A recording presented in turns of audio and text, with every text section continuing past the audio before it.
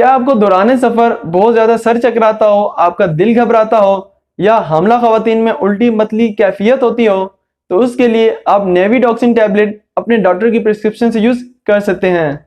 इस नेविडॉक्सिन टैबलेट में मेनली दो इंग्रेडिएंट ऐड होते हैं, एक मैक्लिजीन और दूसरा पायरिडॉक्सिन हाइड्रोक्लोराइड, जिसे यूजुअली हम विटामिन B6 कहते हैं।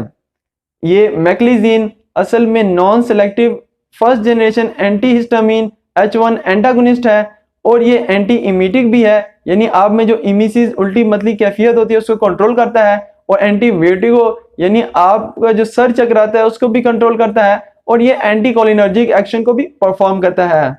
इसमें जो दूसरा कंपोनेंट पायरिडॉक्सिन हाइड्रोक्लोराइड है, जिसे हम वाटर सॉल्युबल विटामिन B6 भी कहते हैं, और ये स्पेशली प्रेग्नेंट वुमेन में जो नोजिया वोमिटिंग यानी उनमें जो उल्टी मतली कैफियत होती है उसको कंट्रोल करता है। और इसी वजह से इसे प्रेग्नेंट वुमेन में जो यूजुअली फर्स्ट ट्राइमेस्टर में नोजिया वोमिटिंग या मॉर्निंग सिकनेस होती है उसको कंट्रोल करने के लिए यूज करवाया जाता है। इसके अलावा इसे वर्टिगो यानी अगर आपका बहुत ज्यादा सर चकराता हो, आपको चक्कर आते हो, मीनियस डिजीज हो, उसको कंट्रोल करने के लिए यूज कर सकते हैं। या दौरान सफर आपको मोशन सिकनेस या ट्रैवलिंग सिकनेस होती हो, या अगर आपने कोई भी ऑपरेशन या सर्जरी करवाई हो जिसके बाद पोस्ट सर्जरी नोजिया वोमिटिंग हो, तो उन सब ट्रीटमेंट के लिए आप इस नेविडॉक्सिन टैबलेट को यूज कर सकते हैं।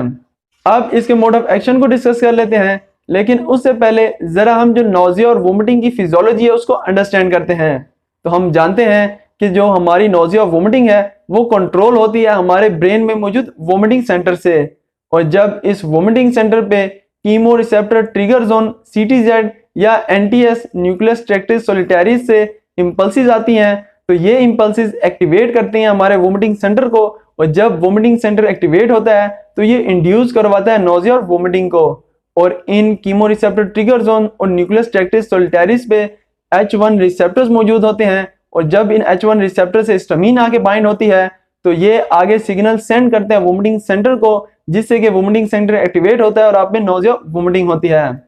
लेकिन जब आप ये ड्रग नेविडॉक्सिन हाइड्रोक्लोराइड यूज करते हैं तो ये असल में H1 एंटागोनिस्ट है, यानी ये जो CTZ और NTS पे H1 रिसेप्टर्स मौजूद हैं उनसे जाके बाइंड होती है, जिससे कि हिस्टामिन H1 रिसेप्टर से जाके बाइंड नहीं हो पाती, और इस तरह से CTZ और NTS की जो सिग्नल ट्रांसमिशन है टूवर्ड्स वोमिटिंग सेंटर्स वो नहीं होती, आपका वोमिटिंग सेंटर एक्टिवेट नहीं होता, और इस तरह से आपको नोजिया और वोमिटिंग नहीं होती। अब अगर इसकी डोज की बात की जाए तो आप इसकी एक टैबलेट रात को सोने से पहले यूज कर सकते हैं।